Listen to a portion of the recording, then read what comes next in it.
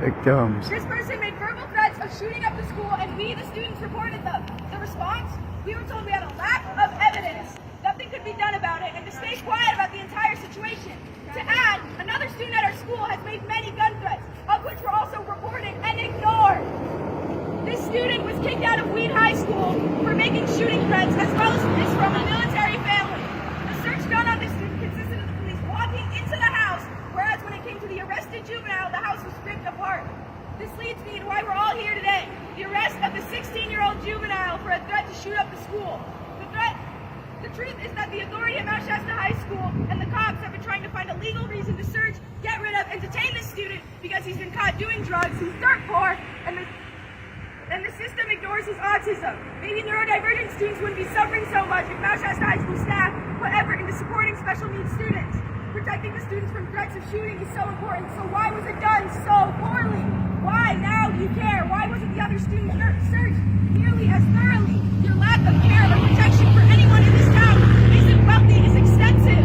Why are these other threats not a worry to you? Mount Shasta Police Department is not eliminating the problems at our school. You can't just cherry pick which shooting threats you care about and take action on. Not to mention how you've dealt with drug overdoses at our school. It says a lot about your safety concerns for us. Instead of providing Narcan and info on how to use it, or a speech to provide students with drug safety information, rather than a seminar trying to scare students away from drugs, which is proven multiple times not to work, or anything else useful, you made it to our one student who's used the bathroom at a time. So now, great, you're subjecting students to die alone in the bathroom without support. My daughter was a student at the Sisson campus at Roosevelt Watson. There she was injured by staff, dragged across the floor, coming home with rug burns. A 6-year-old, a 7-year-old. This was happening to her multiple times. Police were there. They lied. They covered it up. She was dragged across the floor by galoshes. Her leg grabbed onto. They said it didn't happen. It did. They said it looks like it could be cigarette burns. It was rug burn. She was pulled across the floor. The teachers put their hands on her throat. And again, the police did nothing. We had medical documentation, reports. CPS was called, police was called. Nothing happened. That teacher still works for the school district. There are other parents that know that the staff lied under oath in court.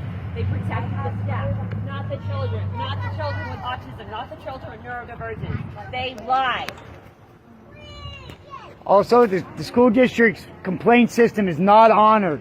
I personally have filed 3 universal complaints and 1 Williams complaint about the conditions of the school. The bathroom stayed unfixed. The sink was broken for over 6 months. The heat hasn't worked.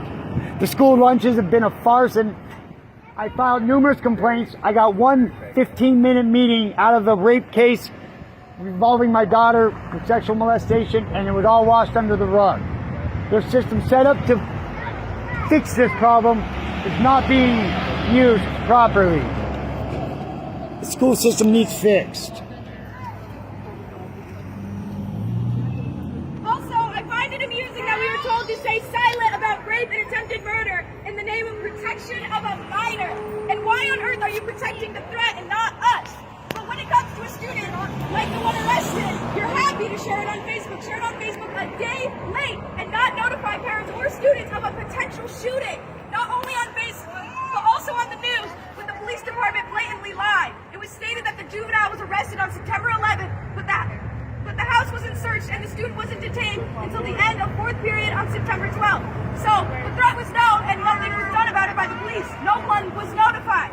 This is not how a potential shooting should have been treated. If the juvenile really was going to shoot up the school, he would have done it then, and he would leave everyone helpless, in danger, and dead. I understand why you lied in the news. It was because you know you did more harm than good regarding those actions. You know that if the school really was shot up, it would have been entirely your fault. This proves that your interest was not our safety. It was control, authority, and the opportunity to arrest the poor kid. It's all about protecting the children until the children are begging for your protection and pleading for you to open your eyes. So, Mount Shasta Police Department, do you really care about us? And what will you do to make your actions right? We're dying to know.